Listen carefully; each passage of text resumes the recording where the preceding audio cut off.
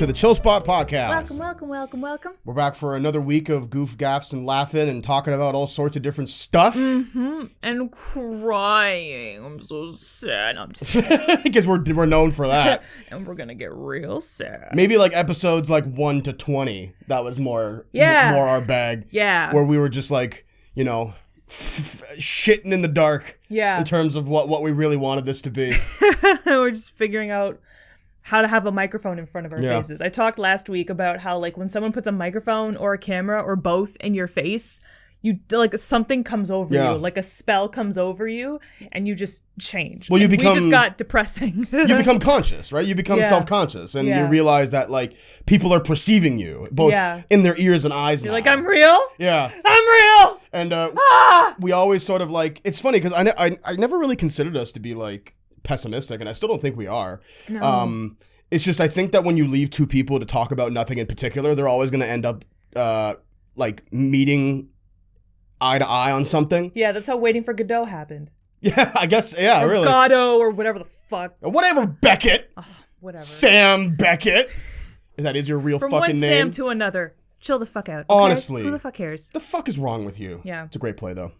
I've never actually, I tried reading it and it is so, like, plays are, it's different to read a play than to watch a play. Definitely. And reading Waiting for Godot or Godot or whatever is so boring. Yeah. Just so tragically boring. I hate reading plays. Oh, I hate it. As a thespian, like I fucking hate reading plays. It's my least favorite thing, and I do it a lot because of the pandemic. No one's acting dramatic. People are acting, but yeah, it's really not my favorite thing. I'd rather read a play than do Zoom theater. that was a joke, everyone. I'm kidding. No, it's not.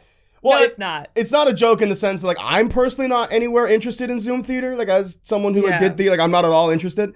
But people are doing what they have to do.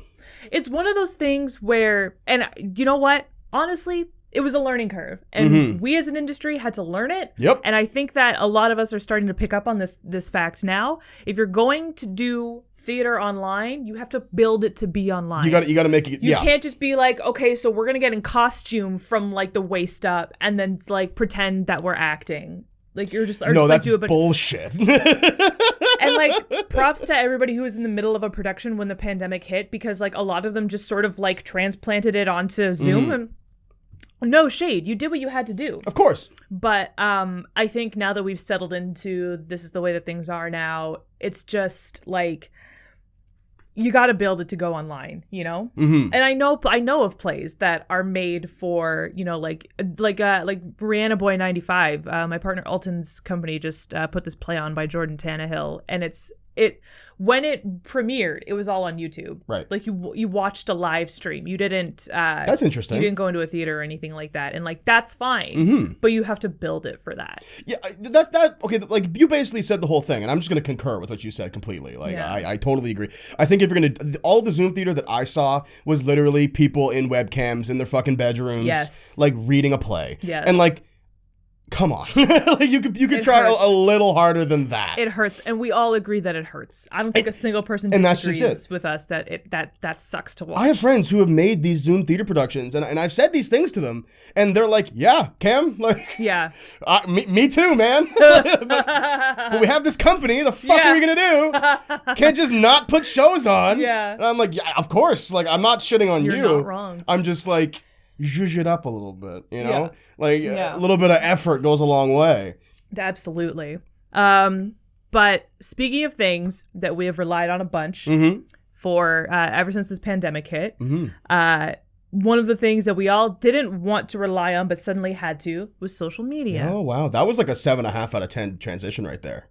That was pretty good. I think that was smooth as hell. I think that was at least an 8. 7.5 is a good score. I'm going to give myself an 8. That's above average. That's a Cam 7.5, Sam 8. There you go. Yeah. Believe in yourself. Yeah, but we are going to talk. And greenlight your own things. There you go. Yeah. But we are going to talk about. I was like, which one? Son of a bitch. We are going to talk about social media, but we're going to talk about. We're going to focus on the good. Yes. The good aspects of social media. Because, like it or hate it, we all needed it this past year and a bit. And it's a part of our lives that is omnipresent. Yeah. It is not going anywhere. No. And it is here to stay. And Yes. it is infected all of our lives. But we are going to focus on what's good about it. So the first topic of discussion is going to be people focus on the negative of social media. What are some good aspects of social media, Sam, in your opinion? I get jobs out of it. Oh, that's an interesting spin. It is for us as artists. It's actually a legitimate way to get work. Absolutely. I've gotten jobs through Facebook, auditions through just seeing something on a friend's Instagram story. Totally. We used Instagram Live at the beginning of the pandemic to do things, like all that sort of stuff. So, I have employment. Yeah. Gainful employment. And there's lots of Facebook groups. Tons. For artists on social media. There's one for like actors, there's one for like crew members and stuff like that. And I've had industry professionals tell me to troll these groups looking for work. And it works. Not troll like internet troll, but like scroll through. Yeah. I've had tons of theater work come through the Facebook pipeline. Yeah. Matter of fact, like almost all of the work I got in the last 3 years was all just through friends being like, I'm putting on this show. Yeah. It's with this company. Why don't you come try out for it? Or, the casting call is on Facebook. Exactly. You know, tons of that. And what I was going to say, like the thing, and like I think that makes a lot of sense, especially for a couple of artists. Employment is huge and social media is very useful for that. But I think social media is useful for what its intended purpose was at the start, which is connecting with people. Yes. And I understand this kind of a high and mighty froofy ideal, but this is how I keep up with my friendships, especially in the pandemic times. It's allowed me to stay close with people who I don't live close to. Yeah. And people who I care about and want to talk to. And, even if it's like seeing something they posted and liking it, right? Like it's just all nice to keep in touch that way. Well, you touch on something good there where there are people who are like my social media friends. Right. They're people that I did know once in real life, but life just kind of took us down different directions and we drifted apart, for no good reason other than that we had no reason to be around each other physically. But I see them on social media and I root for them. Totally. I'm like, I am rooting for you. I never see you. And quite frankly, I think it would be weird if we hung out in real life. Do you ever have something like that where you're like you get along so well on social media and someone's like, we should totally hang out. And then you meet up and it's like, weird. A little awkward. It's like not as good in real life as it is online. Yeah, I don't hang out with the people who aren't in my close friend group. It's gonna be perfect. It was me before the pandemic. It's gonna be me after the pandemic. I've had a couple situations like that where I'm like, yeah, sure, like let's try it out. Let's meet up. We talk all the time over instant messenger. Yeah. Let's meet up. Let's talk. And then you get together in real life and it's just like, it's so much better online than it is in real life. It's not as good as it was when you first met and it should really just be kept online. No offense, no tea, no shade, but it just should. And, I definitely have those, but I see those, like social media is good for that. You can keep in touch with those people and like root them on as they grow and change and do well. You could be the person in the corner like, yeah, you're doing great. What was that Family Guy joke? Like the one seagull laughing at every Adam Sandler movie. Yeah. You do well. Hey, shut up. It's funny, man. It's a comedy. Hey, man, this is a comedy. Yeah. But I think that's part of the good of social media. And there is something to be said about being social, there's something to be said about putting yourself out there, and social media makes it effortless to put yourself out there. Yes. Because once you put something on the internet, it's there forever. Even after you delete it, like it's not gone. Your privacy is dead. Put it that way. Okay, I'm so curious to examine that a little bit more because like you say even if you delete something, that doesn't mean that it's gone. And but it is though.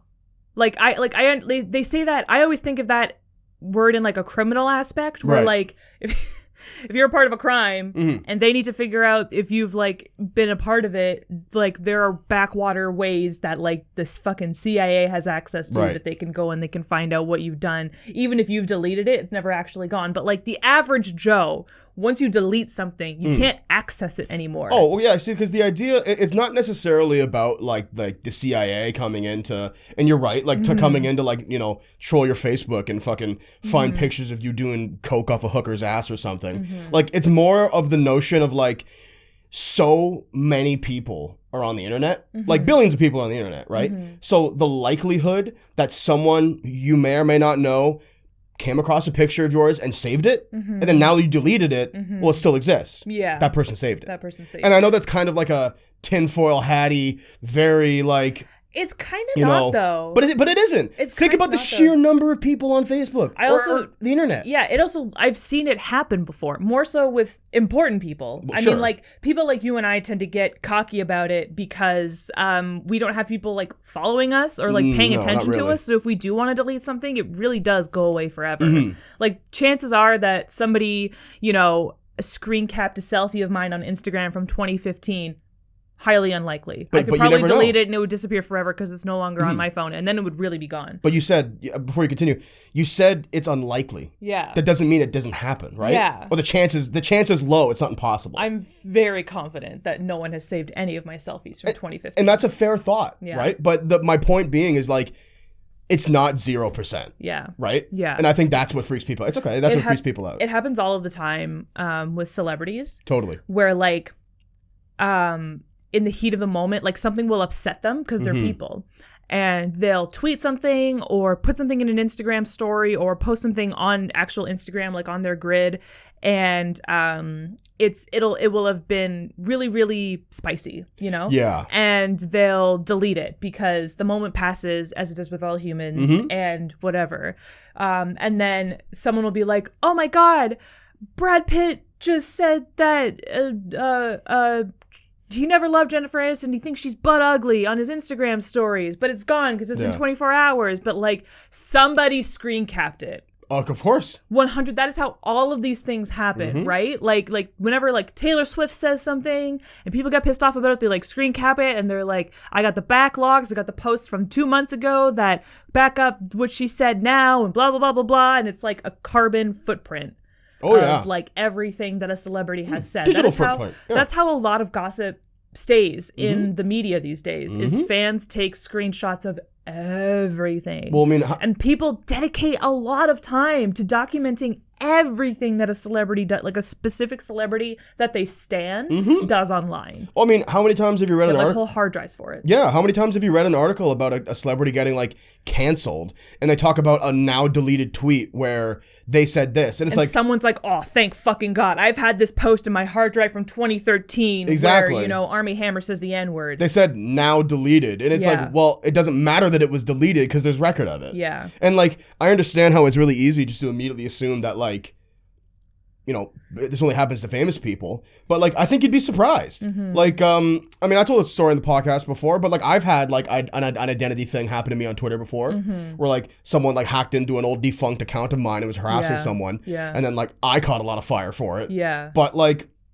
and who am I, right? Yeah. I'm just some guy. Yeah. That's true. But to keep it back on the positive spin of things, I do think that the connection to others, and especially the connection to people who you never could be connected to before, is a good thing. We're talking about celebrities just a second ago. Yeah. Like, the idea that we have, like, theoretically more access to celebrities than ever is an interesting notion. And we talked about it, I think, a couple of podcasts about like, tabloid and, like, paparazzi and stuff. Yeah. Where it's like, I don't know if that's really as much of a thing as it used to be. Like, tabloids still exist, obviously. Yes. But I think the difference is where it's like, celebrities are consenting to us following them on social media. Like, they made an account, right? And it's run by them or their people. Yeah. So, in a way, that's them being more like, I'm okay with what I'm putting out on the internet. And then it becomes less parasitic than, say, like, a paparazzi would, like, sneaking into, like, Armie Hammer's house and, like, watching him eat people or something, Yeah. Yeah. Yeah. I wonder how tabloids are going to fare. Like, honest to goodness tabloids. Because, like, I don't, like, People Magazine is a magazine that covers celebrities. Right. But celebrities opt to go on the cover of People Magazine. Like, Chrissy Teigen had a spread in People Magazine recently, and, like, she posted about it on her Instagram and was like, go get the recent copy of People Magazine. I have an article in it, and I really like it. Go buy it. Yeah, please. I want you to go buy this because they published my words as I said them, and I'm happy with it, and I'm authorizing it as a legitimate piece of coverage on me. So, like, that's fine. But things like Star, things like In Touch, things like Us Weekly even can be, kind of hit and miss sometimes. Us Weekly kind of covers, like, Bachelor contestants. Like Bachelor contestants will do a spread in Us Weekly, but like Chrissy Teigen won't do a spread in Us Weekly. No, way below Chrissy Teigen. Yeah, People Magazine is like A tier celebrity news, like entertainment news, and Us Weekly is like B- tier. Okay. So like, I wonder how like honest to goodness gross tabloids will fare as the amount of people on this earth who were alive before the internet start to die off. Because like I used to read tabloids every once in a while. My mom and my aunt would buy them to read on the beach, like gossip columns. Yeah, and stuff when like I went that. to my aunt's like cottage as a kid, she and my mom would buy these like gross magazines and be like, oh, they're just like stupid little beach reads. And honestly, they would do the crosswords more than they would read the stories and stuff. Like those are the kinds of people who buy tabloids. So I wonder how they'll fare as like the internet age with everybody's access to celebrities will go. I mean, these accounts have social media profiles, but like no one cares about them if you can just follow the celebrity.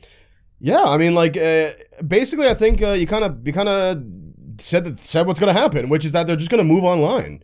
They're going to move online, and then they're going to become cyclical. Like they're just going to, like, okay, Brad Pitt said something scathing about Angelina Jolie on his Twitter account. Now, Us Weekly is going to write an article about how he tweeted that and post it on their digital website now, as opposed to their physical printing tabloids. But who's going to read it?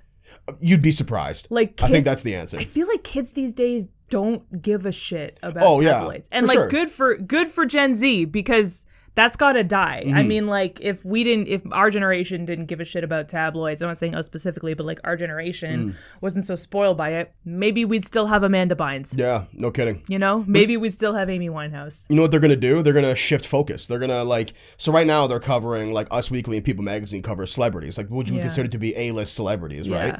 But as the years go on and they get older and Gen Z gets older and we get older, they're going to realize that we don't care as much about the current celebrities that they're reporting on, because there's millions of people who read these magazines. At the end of the day, there is, right?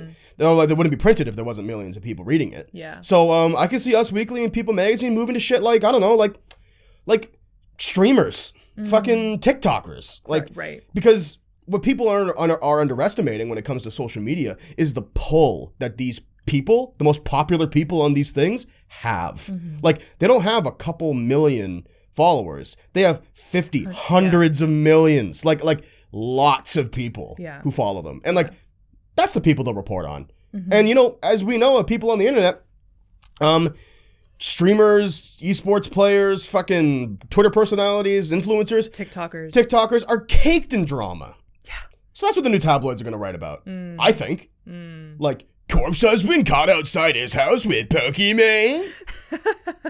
You know, like, but am I wrong though? Like, I feel like that's where it's gonna go. Yeah, I just wonder if the culture around caring about what celebrities do is going to maintain, because we've seen the aftermath of it. Yeah. We've seen the negative implications of it, and people are doing better. Even like celebrity reporting is changing. Absolutely. Like it's respecting people's lives a little, still disrespecting it by talking about it in the first place. Yes.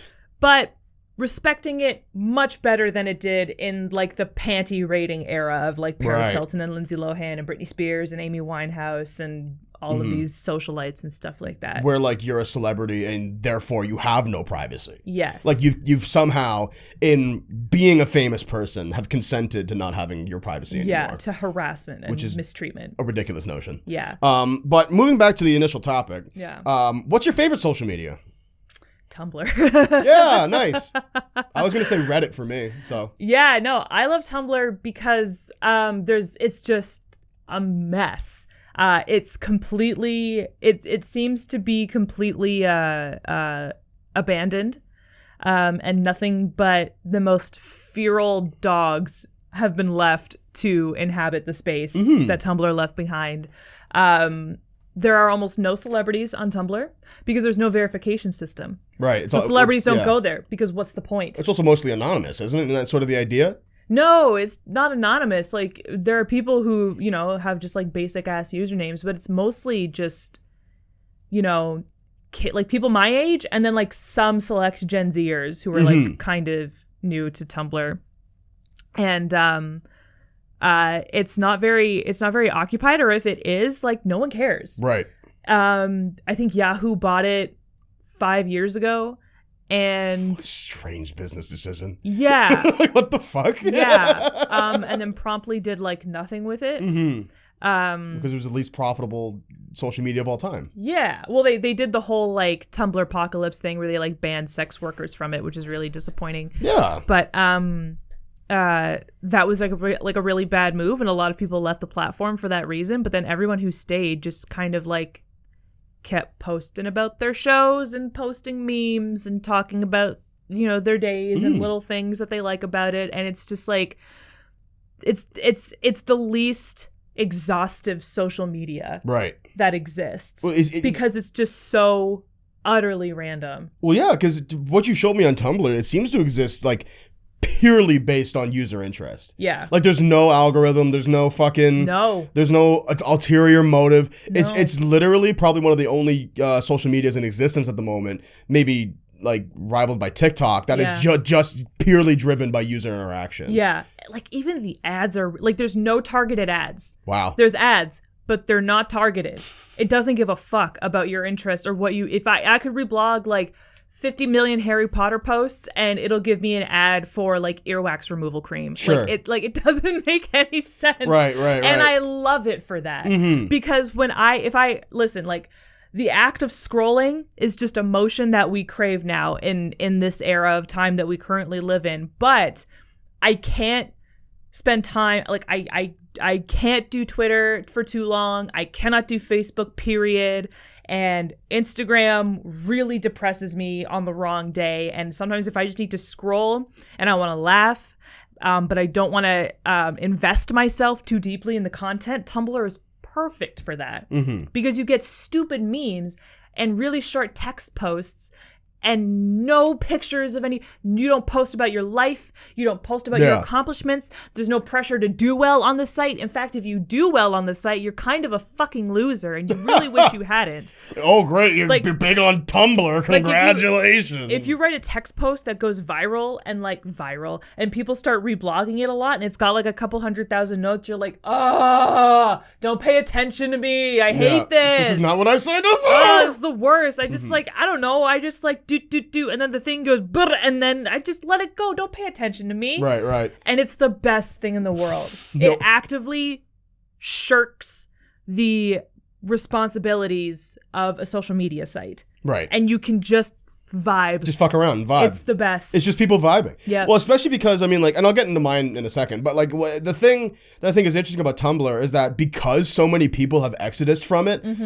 all that's left are people who just liked it. It's literally like, it's like those Japanese towns that get hit by nuclear bombs, and then, like, one man and, like, 400 cats are just left to, like, to live. That was a weird ass analogy. And it's like, it's kind of sad because, you know, a bomb had to go off to make everybody leave, but it's kind of nice to be so isolated. Right. Well, all the shitty people are gone, so... You know, because I remember growing up, like, and again, like, I was, you know, a young boy, a teenage boy. When you were a young boy, everyone fucking hated Tumblr. Because, like, when I was young in the teenage years, Tumblr was sort of seen as, like, how do I say this? Sort of seen as, like, like the cringe corner of the internet, if I could be perfectly honest. And it was. You know? It was. Where it's like, and I'm no tea, no shade. I'm not trying to fucking talk shit about anyone. But, like, a lot of shit that I saw coming out of Tumblr was, like, people being like, I'm crying and shaking and farting over this fucking fictional character. Like, you know what I mean? Like that's just, like, the vibe I got. Would you say crying, shaking, and farting? Yeah. I'm crying. I'm literally pissing my pants. Because that's I'm making fun of people now. But literally that's what it was. Like, it's just fandom, right? Yeah.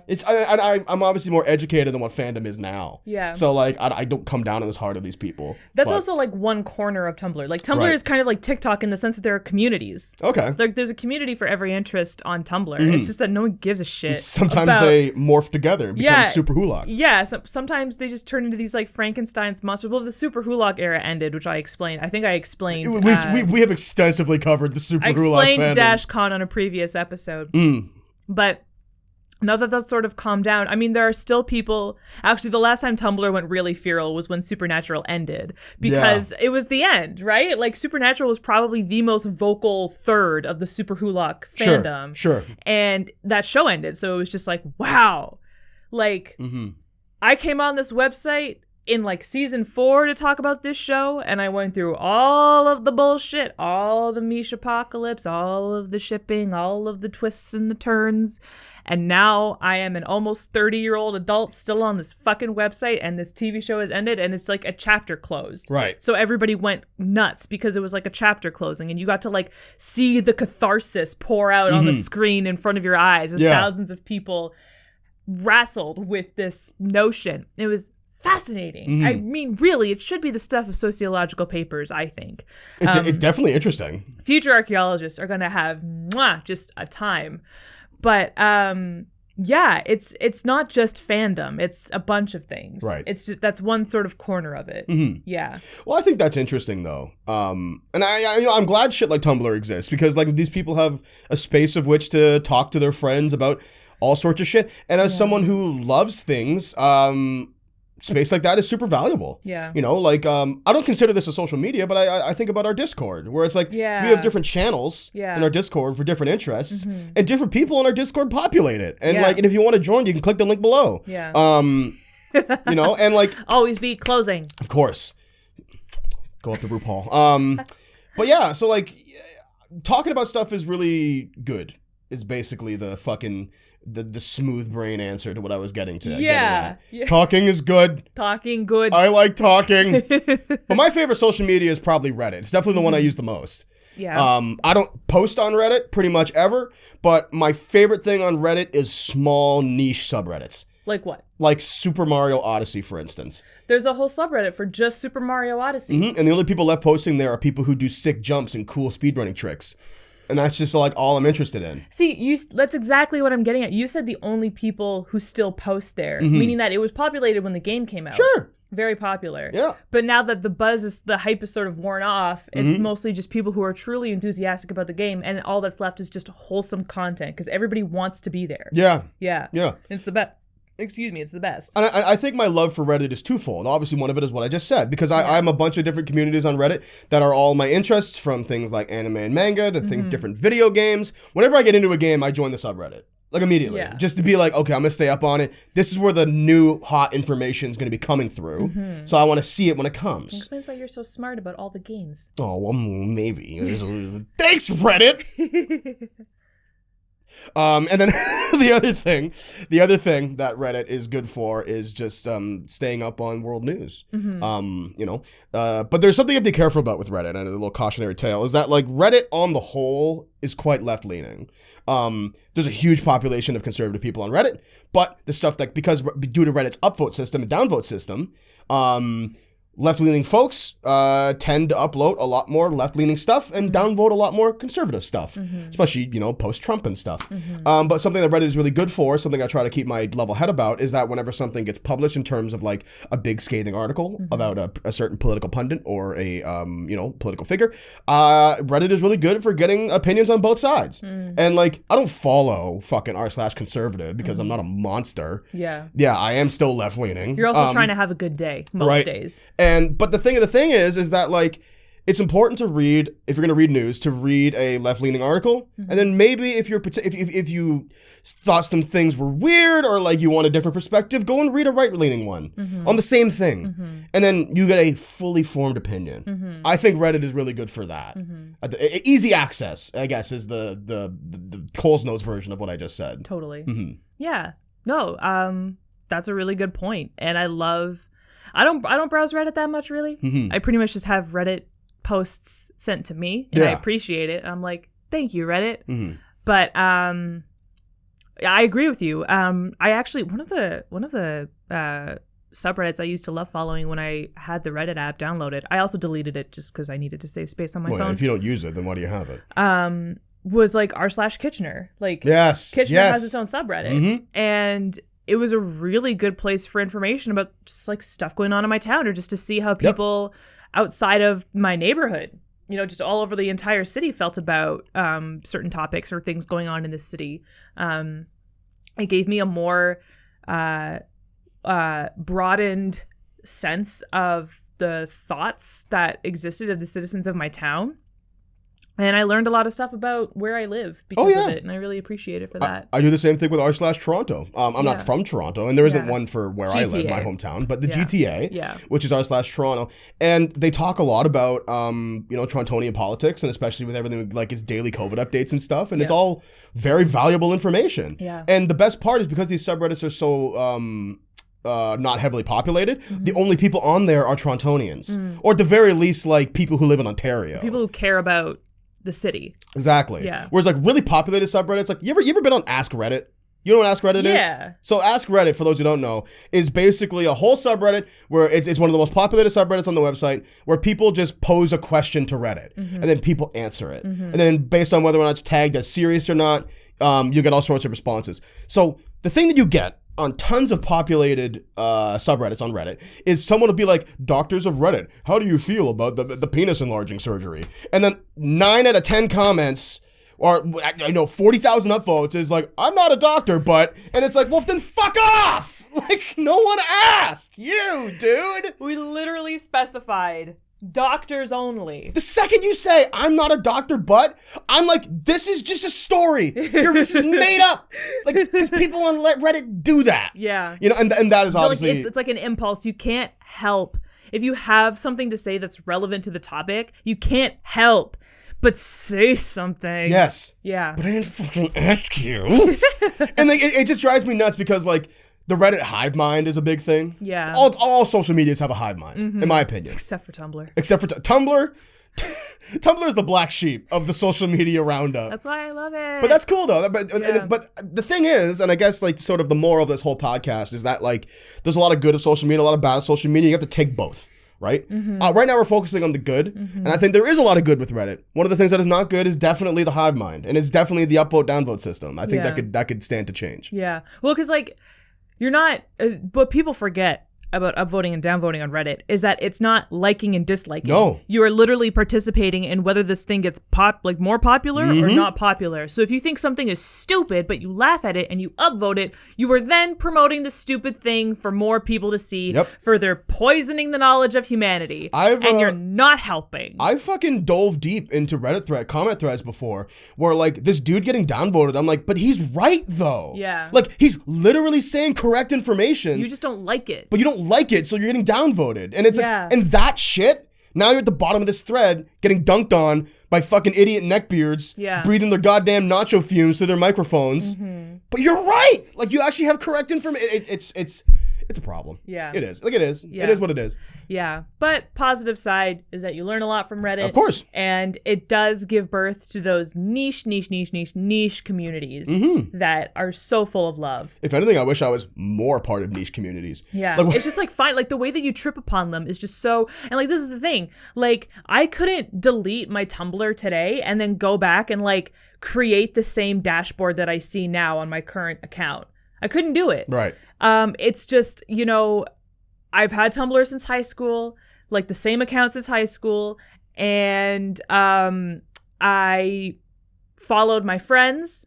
All my friends got me into it, and then I followed accounts that those people followed, and then I followed accounts that those people followed, and then I followed accounts that those people followed. I don't know their names. All I know is that I have perfectly curated my dashboard to where I like it right now, and that's I feel like it's very similar with Reddit, where, like, you'll one day just, like, have the time to scroll through the comment section of a random post on some random broad subreddit, and then someone will be like, that's just like what we talk about here on r/blah, and you find, and you're like, what is, and it opens, you click on it, and it opens your eyes to this, like, beautiful niche community. Of course. That you couldn't type into any search bar. You wouldn't think to type it into any search bar. Yes, but there's this subreddit for this niche interest. For instance, as a matter of fact, my friends and I in our personal group chat, we're talking about a subreddit. Have you ever heard of r/don't dead open inside? No. So you ever seen the first episode of The Walking Dead show? No. So they're in the first episode, it's also in the comic, but in the first episode, Rick, the main character, is in a hospital, and he walks up to this big door, and on the door, it's painted, "Don't open, dead inside." But it's Right, it's like it's don't written open dead inside. But if you read it like a normal fucking person would, it's don't dead open inside, which doesn't make any sense. Yeah. But then that spawned a whole subreddit of people being like, there's a sign in my town that is just like this. Oh, so it's a subreddit of signs that like don't make sense. That don't make any sense because like some graphic designer thought he was being clever. Right. But intense. And now what someone said to me today that was like, just do it. Nothing is impossible. Yeah. But it turns out if you look at it on one side, it's like, don't do it. Everything is impossible. You know what I mean? Like I'm butchering that, of course, but that's the point, right? Yeah. But that's what you're saying. Like a meme spawned a community. Yeah. Like that's crazy to me. Yeah. That's so funny because like it's like one of those things where you're like, this happens everywhere. Yeah. Like there are enough signs like this of graphic designers who have made this rookie ass mistake. And like that's the joke, right? Is that like a professional was supposed to make this sign, you couldn't even make it readable. And it's like enough people have made that mistake that strangers from all over the world come together in this space to joke about how another sign has made this crucial mistake of not going from left to right. Mm-hmm. You know? Oh my God, you know what I just fucking realized, Sam? You're a Tumblrina and I'm a Reddit bro. And we're dating. Oh my God. It's a love story for the ages. What a fucking love story. Unbelievable. And now we have a podcast. This is so serendipitous. Did you make up Tumblrina right now? No, that's a thing. You've never heard of Tumblrina? No. Tumblrina was a rude, ignorant thing that Redditors called Tumblr people. Wow. Back in high school days. Wow. Because like again, due to like the common misconception of like cringe and fandom culture on Tumblr, there's a lot of people who like, you know, like well, I'm sure people on Reddit think they're much smarter for being on Reddit. And that's a part of the thing. And Tumblr was like the stupid person's Reddit. Like it's kind of like the dumb girls fucking coming over Supernatural, like a bunch of babies. You know, like that was the notion. Yes, and smart boys coming over fucking goddamn motherfucking Walking Dead. Walking Dead, or like so, I don't know, what else do you think you're smart for watching? Stranger Things, I don't know. Yeah, no, just general boy interests. Game of Thrones. Yeah, that's like, a good one. Yeah. I mean, it was a good one anyway. But real quick, I don't want to talk about this, but I'm curious about this. What's your least favorite social media? And let's say both of our answers at the same time on 3, okay? 3, 2, 1, Instagram. Facebook. Oh, okay. Wow. I thought we both say Instagram for sure. No, I am very okay. I agree with you. I think I know what you're going to say, but I will let you say it because not everybody can read your mind like I can. I think Facebook is just a flaming cesspool. I think it's just the worst. Yep. And I think Mark Zuckerberg's a really bad person. Yeah, it's run by a terrible. I mean, Mark Zuckerberg technically also runs Instagram. So it's all coming together. So like, I don't want to spend too much time on this because it is about the positives of social media. Yeah. But Facebook's a good one. Yeah. I don't like Instagram because I think Instagram is literally designed to make you feel bad about yourself. Yeah. And I'm not even, that's not me. The culture around Instagram. But also the algorithm. I watched a TikTok because we're on TikTok now. Well, the algorithm breeds the culture. But, you understand what I'm trying to say? Yes. Is like, I was watching a TikTok the other day about how, and I've noticed this too. Have you got a notification on Facebook that someone you know has commented on another person's post? Do you want to know what that is, Sam? That's the algorithm being like, this might piss you off. So go look at the comment. It's like needling you. No, literally. It's like, hey. I wish I was joking. That's literally what it was. Do you want to feel bad today? Facebook has figured out and I said, hey, want to feel really bad today? I do, yes! You can learn to work and play. Don't get along with each other. It's the capitalist theme song. Capitalist Arthur theme song. He grew up to become a capitalist, for sure. But yeah, that's literally the algorithm because Facebook has figured out that conflict dries up their interactivity. I'm not joking. That's a real thing. Like, look it up. And like, listen, I'm a nobody, idiot asshole on the internet. So don't listen to me. But like, read into it. That's an interesting thing to think about. But how long have you been on social media? Wait, hold on. Let me go off about why I don't like Facebook. And I'm going to keep this jokey. Oh, sorry. Yeah, please. I'm just going to keep this jokey because this is like the positive thing. I didn't mean to cut you off. I don't like that my mommy's on it. I guess that's really it. I joined Facebook in like 2007 so that me and my friends could be silly on the internet. And then my mommy joined it and ruined it. You're not wrong. It's literally like have you, like when you were a kid, did you ever like did you ever like go over to somebody's house or someone came over to your house and then there was like the designated kid zone and then like one parent comes down to like check on you and is there for just a little too long, ruins the so vibe. another adult comes downstairs and starts talking to that adult, and then before you know it the entire party has moved into the kid zone and you're like, what the fuck, man? Yeah. Hey, I'm trying to play freeze tag in somebody's unfinished basement. What the fuck are you doing? Yeah, I don't go upstairs and drink your white wine, Mom. I can't sit on the big person chair. I'm only down here because you kicked me out of the kitchen, my bedroom, and the bathroom, and the living room because it's had all the nice furniture in it for the adults to sit. Go to your area. Stay in your area. So yeah, not appreciative of the fact that my parents and my family members all figured out what Facebook was and joined it. I'm still salty about that because I was there for the beginning. I was there when you didn't know what to do with it. I was there when you thought I was going to get picked up by a pedophile on Facebook. But now all of a sudden you love Facebook so much. And did you see this on Facebook the other day? You see that on Facebook the other day? And then you ruined it. And then I look like an asshole because all the kids went to Instagram and then they went to Snapchat and then they went to TikTok, not in that order.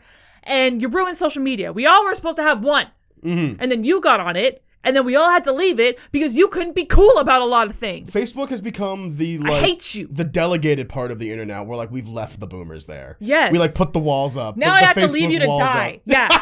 Yeah. Now I gotta leave you to die in this like terrible, horrible. I'm like, it's like I'm constantly Will Smith trying to find the sanctuary in I Am Legend, and the zombies keep infiltrating the sanctuaries, and we keep having to move. Yeah. And I keep being left in this wasteland of boomers. Well, Gen Z moves on and doesn't tell me where the fuck they're going. I don't know where I'm going with this analogy. Well, you know what's happening to us, Sam? Is that now we're being left behind. I know. What's up with that? I mean, hey, it happens to every generation. I hate it. But how long have you been on social media for? Since 2007. Yeah, it kind of answers my question. Yeah. When you went off on that rant there. I actually didn't want to join Facebook when it first started becoming a thing, and my friend was like, this is stupid. Like, you're being ridiculous. I'm making one for you. And she did. Wow. I didn't make my own Facebook account. Why were you apprehensive? Just you not interested? I just thought it was stupid. I was like, I've mentioned before I wasn't super popular. And Facebook was kind of where like the popular girls would post pictures that they took with their mom's digital cameras at sleepovers to get the popular boys to like them. And I wasn't a part of that crowd. And I didn't really care, and I thought it was lame. But then, once everybody started getting into it and started, like there were things to do on it, it wasn't just a hot or not website. Right. Because that's how long ago I joined Facebook, was when it was still very much about like upvoting hot girls. Crazy. I just kind of went with the flow. And then, you get your own friends on Facebook and you start making the social media your own thing.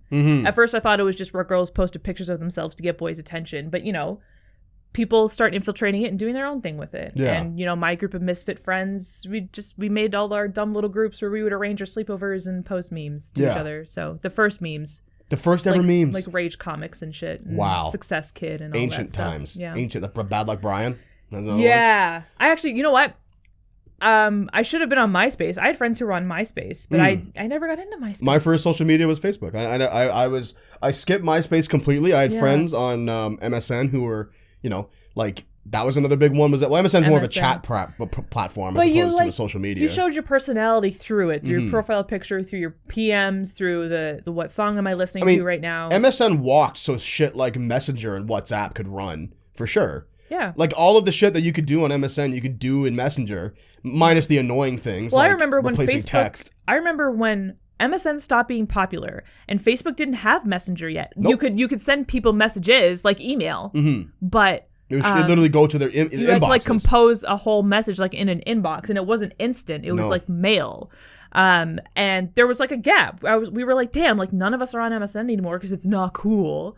But there's not like I need to like instant message my friends, and then they created Instant Messenger to kind of make up for that. I don't know if you remember this, but Messenger at one point was fully integrated into Facebook, and that like Messenger now, like you need a Facebook account to have Messenger. Yeah. But you don't need to be on Facebook to use Messenger. Yeah, you don't have to have the Facebook app installed on your phone to use Messenger. But before, there was a point where in order to use Facebook Messenger, you literally had to log into Facebook. Yes. And you would get like the little across the bottom of your screen. Yeah. But now it's like it's basically its own separate chat platform. I've been on Facebook since I was 12, which I don't know how old I really would have been.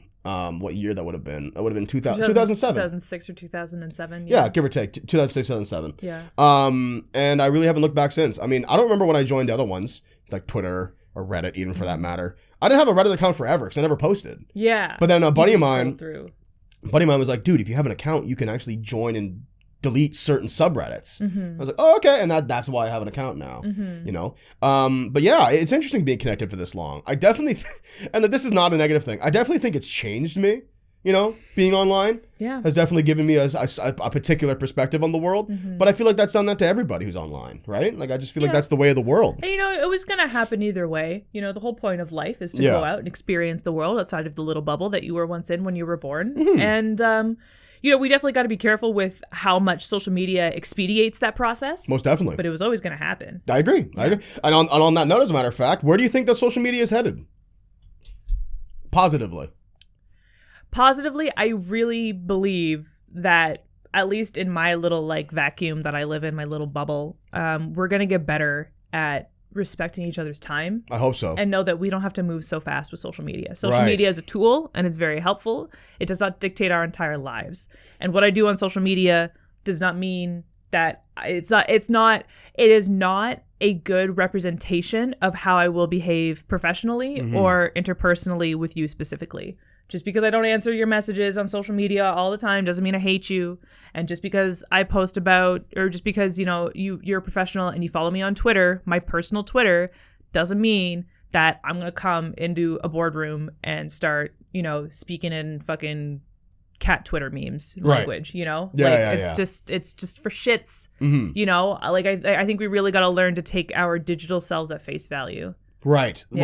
Like, I feel like right now a lot of people tend to focus on like digital selves being a window into who you are as a person. Yeah. And I definitely think that there's credence in that statement. But at the same time, I think you're right, where it's like, you know, a dude who makes TikToks about the MCU might also be like a banker.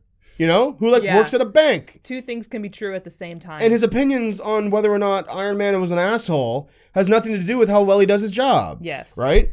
Yeah. I really hope we leave that behind at some point soon. I have never, ever, like, I remember when social media first started being a thing and we started having problems with the things that people would post on social media and we started realizing that people were too willing to share personal things. My mom would warn me and she would say, oh, like, be careful what you post on social media because your future boss could find it one day and that'll determine whether or not you get hired. And I always hated it. And I thought that was so ridiculous and unfair. Ridiculous notion. Yeah. Excuse me. Because what I do off the clock doesn't apply to you. No. It doesn't apply to you. I think that notion is dead, though. I really hope that moving forward with social media into the future that dies. I think the only reason you might lose a job opportunity nowadays, like in 2021, is if you're posting hateful shit. Yeah. Like if you're retweeting fucking QAnon, right? Yeah. Like might be a little hesitant to fucking hire you. Like branded and known hateful and inappropriate things like, you know, like QAnon conspiracies and Nazi stuff and stuff like that. Like, yeah, like for sure. Like, it's a good way to figure out whether or not you're about to hire a Nazi. But I remember my mom telling me, like, you know, like when you get older and you're of age and you can drink, never post a picture of yourself even holding a bottle of alcohol on social media because it'll affect whether or not you get hired for a job. Which is so ridiculous. It's legal. Like, this isn't illegal. Like, hello. Also, there's a big difference of you being like, I mean, listen, your mom was just trying to be careful. So I'm not trying to like shit on her. Yeah. She didn't know. Yeah. And for what it's worth, I really don't think that's a thing anymore. And people did do that for what it was worth. Like, bosses were trolling through people's social media looking for anything that could look like dirt on you. But I hope that culture goes away. I think it's gone away, as a matter of fact. Yeah. I don't hear about that worry anymore. Yeah. Because I think you basically said the whole thing where it's like, this has nothing to do with me professionally. No. Me liking a glass of wine or smoking a fucking joint at the end of the day and then liking that and being like, here's what I'm doing, like Friday night kicking it, like, I'm off the fucking clock. Yeah. I filled my quotas, met my fucking job requirements. Yeah. Like, I'm not smoking weed at work. If I don't bother anybody and I get my work done all the time and then you go to my Twitter page and you see me literally licking a sex worker's butthole, mind your business. Yeah. Mind your business. I get my work done. Yeah. I get my work. That just means that I can multitask. Yeah. And I can separate work from play. You can separate those ass cheeks to get up in there. It's called a side hustle, boss. You ever heard of OnlyFans? $7.99 a month. And I don't bring it into the office. No. So mind your business. You've never ever filmed mind your business. your butthole eating videos in the office. Never. No. That's just inappropriate. I put it all on a hard drive and I put it on the shelf and I come to work and I do my job. Okay? I have many hats. You're not going to find it on the work computers. Exactly. You're not going to find it. I'm at the work hat right now. Yeah. And then I have the ass eating hat at home. And I do it well, but I do it at home. In terms of my answer, though, I think that social media is headed towards virtual reality integration because of things like the Oculus Quest, which is a headset that doesn't need to be plugged into anything. Mm-hmm. It's completely independent in terms of its needing power, and it's also owned by Facebook. And there's the thing like I don't like that. I know. Well, they bought it for $1 billion. It was like a crazy, huge thing because Oculus, at the moment, if I'm not mistaken, I might be wrong, but I think Oculus is the leading edge in terms of virtual reality technology. It's like the best headset at the moment. Yeah. And then things with like VR chat. Like we have a couple people in the Discord who have talked about VR chat before. But do you know what it is? No, I actually don't. So, and I've been pretending like I have been. Sam. This whole time. God damn it. VR Chat is a game, essentially, that you can download for free, and you upload a avatar of your choosing. It doesn't matter what it is. Basically, as long as your avatar has 2 legs and 2 arms, doesn't matter how big or small it is or what the textures are, I can log in as Sonic the fucking Hedgehog if I wanted to. And then you log into rooms, big chat rooms, and talk to people. You walk around and talk to people. Oh. You actually don't need VR. It can be played entirely with the keyboard and mouse. Yeah. But the whole idea... It's optimized for VR. Well, it's VR. Optimized for VR. So you log in as, say, like, a lot of people, like, I've seen videos of people who, like, I have my Goku avatar, and I'm going to walk in and walk around to people and be like, hey, I'm Goku. Like, you know. Like role-play. And role-play. Oh. It's a huge thing. I don't know how popular it is now, but a couple of years ago it was massive. Do you remember the Ugandan Knuckles meme? A little bit, yeah. That spawned in VR chat. Oh, okay. Because there was like little Knuckleses running around going, do you know the way? You know, like, and that's how that started. Okay. But yeah, VR chat. I think that social media is just moving steadily towards like a Ready Player One style. Log into a different world and chill there. Like a Sword Art Online. And hopefully not. But the thing is like, but I think that's interesting because where I think the direction they need to go in is like VR doesn't have to be exciting and fast paced. Like there's people who want it to be that way, but I don't think social media VR needs to be that way because VR chat has proven that people will literally log into digital bars, sit at digital booths, and talk to their other friends through this means, right? So I think what they should do is focus on making that experience as immersive as possible, especially in the pandemic days. Like I pitched, I have a stupid off the top of my head idea that I've been thinking about. I'm not in game development, so it's never going to happen. But the idea of like a cottage sim game where like it's all photorealistic and it's all entirely VR. You see it from the first person, you know, you build up your cottage and you can rent it out to make money when you're not there, to buy new toys like boats and shit. And the whole pull is that like you can literally invite your friends over to your digital cottage, sit around a digital campfire and look up at the stars and talk. That's a really sweet idea. I'm going to be a boomer about it, though, and say, Doug Ford, please just vaccinate us so we can go back outside again, man. No. I'm fucking dying over here. My boyfriend's talking about virtual cottages. Vaccinate me. I'm tired of this shit. But Sam, you must see some value in that. I do. I just don't. And again, this is me being a boomer about it. I really don't want it to replace actually going out and going to a cottage and sitting under real stars. But here's what I think. Well, actually, it's kind of a double-edged sword because I was just thinking to myself, like, it would be interesting for this stuff to exist for people who don't have cottages. Because buying a VR headset for $900 is a lot cheaper than, you know, dropping buying 6 figures on a cottage. Yeah. Right? Yeah. But at the same time, if you're impoverished, you probably can't afford a VR headset in the first place. And, like, that's fine. I can't afford a VR headset either. Yeah. Because it's thousands of dollars. It's definitely, VR and AI is definitely a multi-layered conversation that I'm honestly not fully equipped enough at the moment to talk about with any sort of knowledge. Yeah. And you know, education. But I see value in it. I just think that it's rife with opportunity to be bastardized. Oh, I mean, but that's anything, though, right? Like, my whole thing is that, like... But it's like it's right there. Yeah. You know? Like, sometimes you think something is a good idea, and then things go sideways. But this is just rife with possibility to be taken advantage of. Yeah, I mean, but the question, like, the initial thing was, like, where do you think this is headed? And I think that's where it's headed. Yeah. Because these giant companies own these VR platforms now and the technology for it. And people are asking for this kind of thing. Yeah. One of the most popular VR games out there is a fishing VR game. Right. Where you go on a boat and it rocks just like a boat does. Yeah. And the water looks really good. And you fucking cast your lure just like if you were fishing. Well, I mean, fishing games are popular. Huge. You told me. Yeah. Farming games are popular. Farming Simulator, they have one come out every year. Yeah. They're like 8 or 9. Ridiculously popular. Well, they don't do numbers, they do years. Oh, so Farm Sim 2019, Farm Sim 2020, so on and so forth. Okay. They maybe have stopped that now, but who knows? Yeah. Ridiculously popular. Like, we actually, I used to work at EB Games, obviously. Everyone who listens to this podcast might know. We used to get pre-orders for that shit. And, like, more than 10. Like a bunch of, there was lots of people who would, like, come and be like, I am fucking pumped for Farming Sim 2022, dude. Because, what you can do is... I mean, what is Stardew Valley if not Farming Simulator? That's the thing. That's just what it is. Yeah. I actually, someone who's very friendly, an older gentleman, came into the store one time and he was like, I'm here for Farming Sim. You know, like, give me that damn Farming Sim. Like, he was really like that. Yeah. And I was like, hey, man, I'm going to ask you a real question. He was like, shoot. And I was like, why do you like these games? Like, what do you get out of it? And he explained to me, is like, well, what's the coolest part is that you can do, modding and different cool things to your game. I actually pointed to outside. You see that truck over there? Mm-hmm. I have that truck in my game.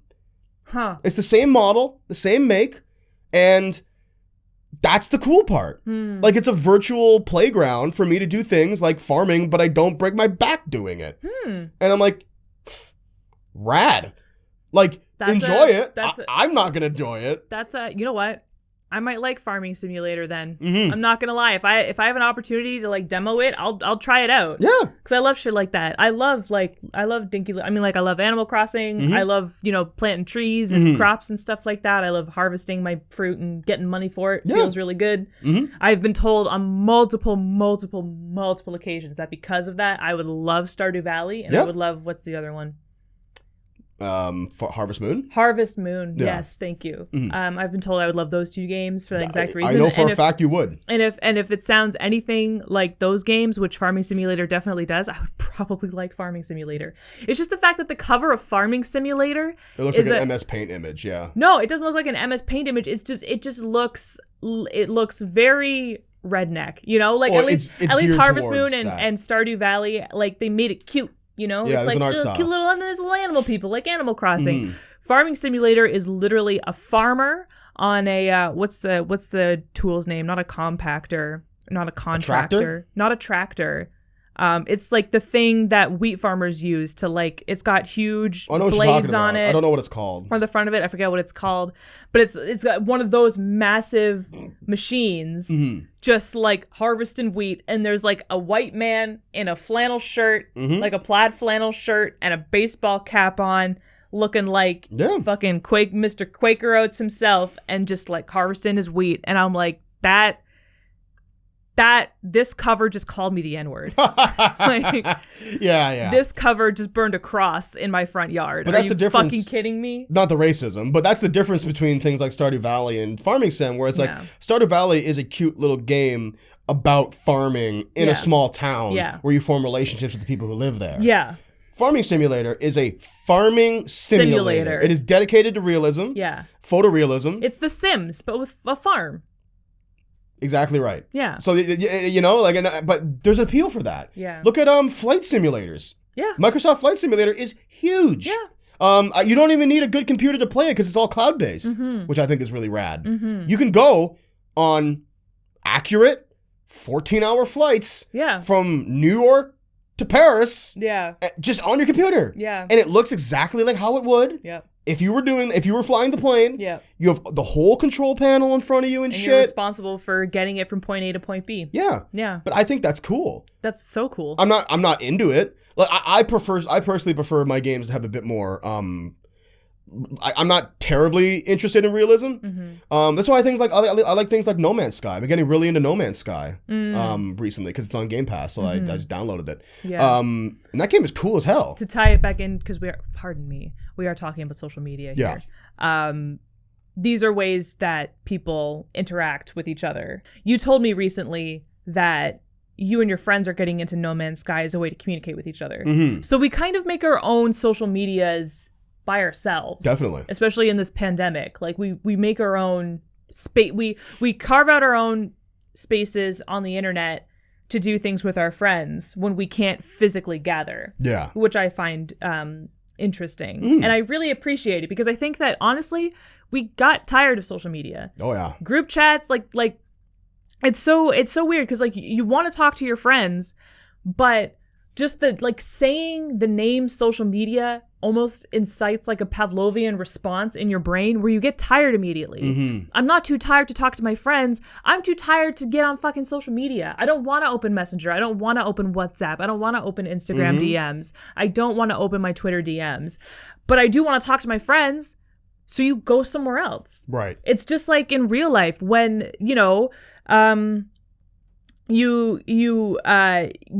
can't, a bunch of kindergartners invade, the playground slide where you and your friends were all huddling in to talk. So you got to go somewhere else. Yeah. You're like, I don't want to be here anymore. There's fucking kids here. So you go somewhere else. Right. Yeah. Yeah.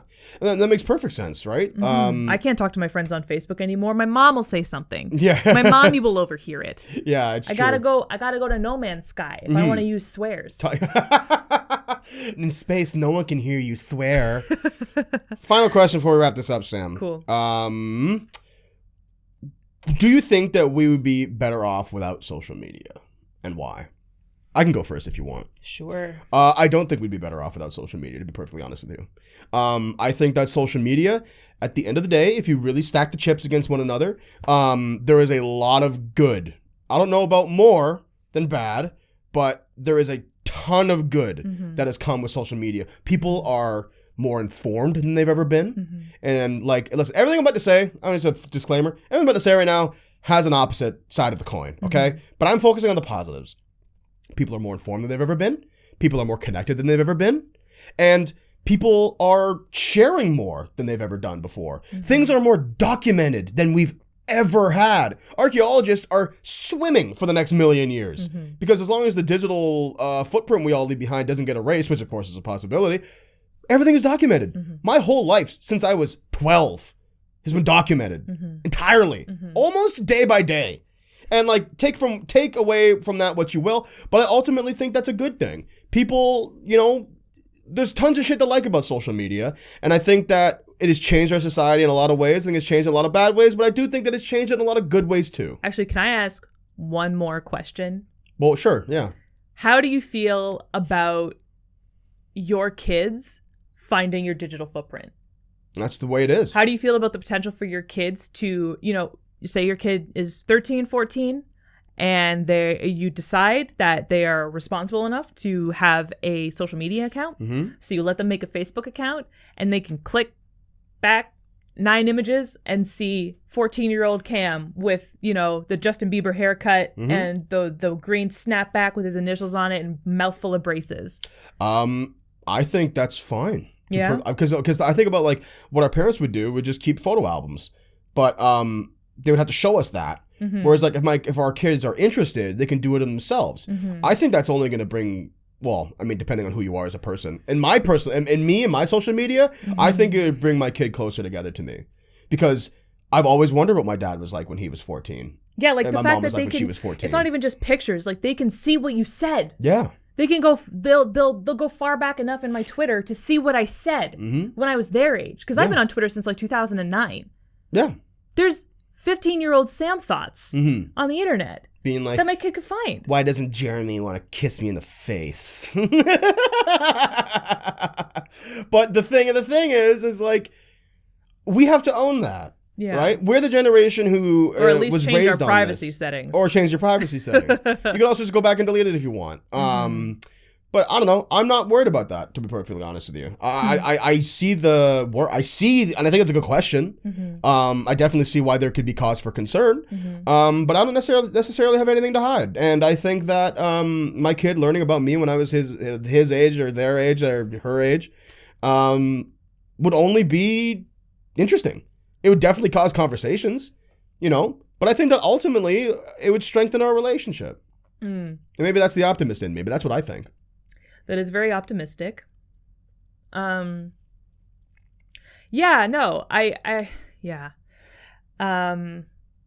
think we're learning about social media. And I remember when social media first became a thing, there was a lot of talk about, well, when we have a handle on this in a couple of years, when we understand more how this beast works in a couple of years, we'll be better, we'll be better, we'll be better, we'll be better. I think that, as with life, we have to learn to be very strict about how we curate our social media interactions. I think that you're right. Like, social media has a lot of good. Like, if I were to make a pros and cons list, like the list of cons would do the thing where it would be longer than the list of pros. But the things on the pros list would be so major that I would find it very hard to justify deleting social media forever to insinuate that humanity is better off without it. I think about someone in my life who I knew was separated from her sister in World War II and didn't, because they were German, and didn't see each other for their entire lives and didn't reconnect until they were old ladies. Social media eliminates that. Right. Yeah. Like, you can never, as long as someone has a digital footprint, they're not impossible to relocate again. It makes it so much easier. And that in and of itself, the connectivity, I think, is what keeps social media alive and worth keeping around. But I think because this is such a relatively new beast to civilization, we have to learn to be very strict about who we allow into our circles. Yeah. And I think we could stand to, at least on certain apps, just keep a tight circle. One of the things I hate about Facebook so much is that if you were to pare down your friends list to the people you actually talk to, which is like a small circle of people. Like 12 people, yeah. Facebook would be like, find more friends, find more friends, find more friends. This person's on Facebook, this person's on Facebook, this person's on Facebook. Why don't you have like 300 friends? It's a media. It's a network. And I hate that. I think there are certain social media platforms where you could stand to, this is why I love Tumblr so much, because, I really only care about I don't really care about anybody on Tumblr. And that's what's so nice about Tumblr. I don't care what anybody posts.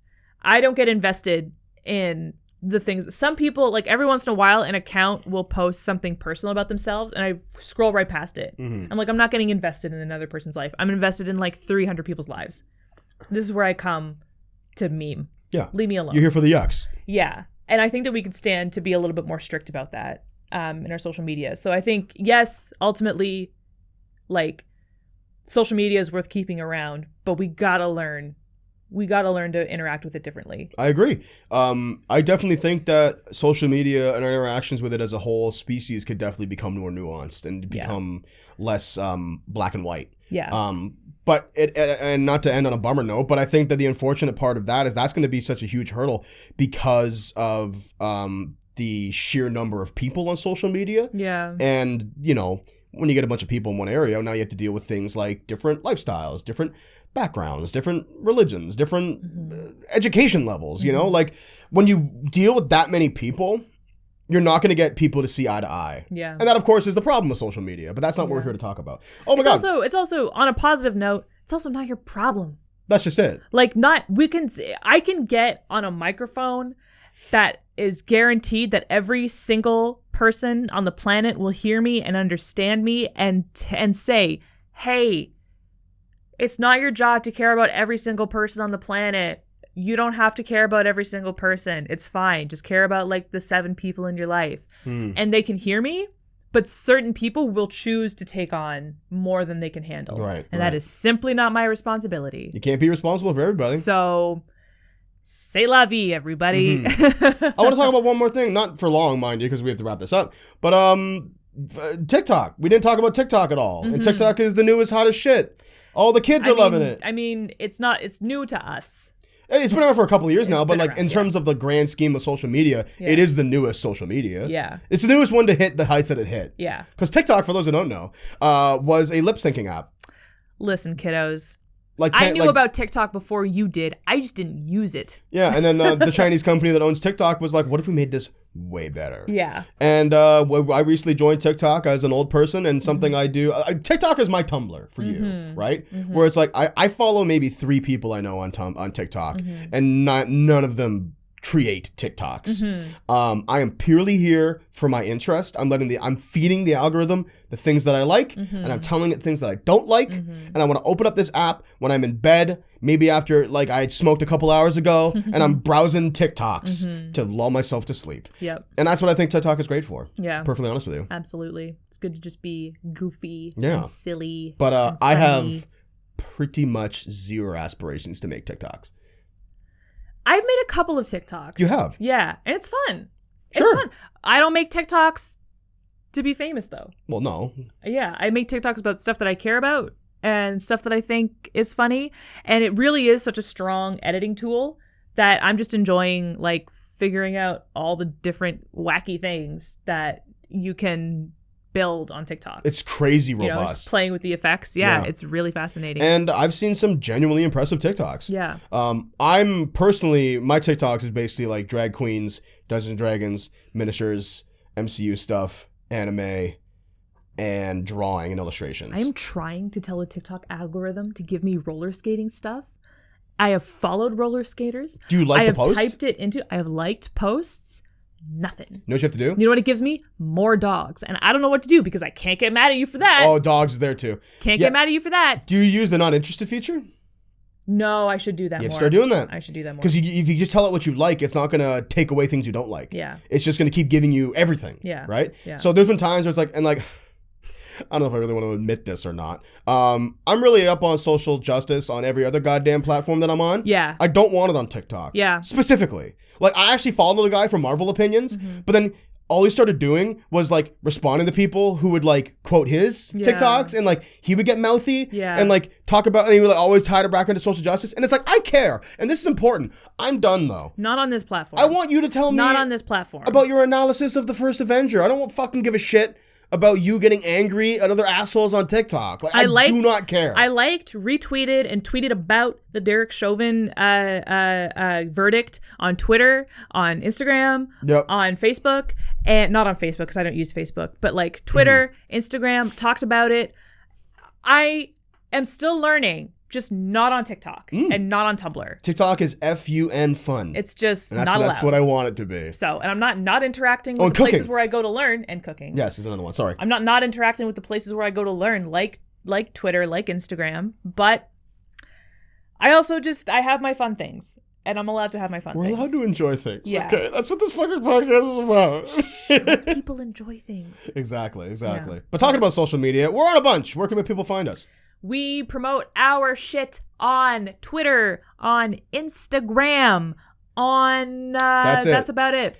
At Chillspot Show. At Chillspot Show on Twitter and Instagram. You can also listen to the Chillspot podcast anywhere you find podcasts. That would be Spotify, Google Podcasts, Apple Podcasts, Podbean, and YouTube. Show enough. We upload every Tuesday at 3 p.m. on YouTube and a little bit earlier during the day, or sometimes later, on streaming services, depending on whether or not Podbean wants to fight me. If you guys like this episode of the Chillspot podcast, leaving a review would be very helpful. Thank you so much. Be sure to go check out our YouTube channel. It's a little barren at the moment, but we are working on more stuff. Where we are on all the time is Twitch, twitch.tv/chillspot. Hey. We are there 3 times a week, 2 evenings and 1 morning, on Wednesdays, Fridays, and Sundays. And we hope to see you guys there. Chat us up, like the podcast, and we'll see you guys next week. Bye, everybody. Bye. Take care. Love yourself.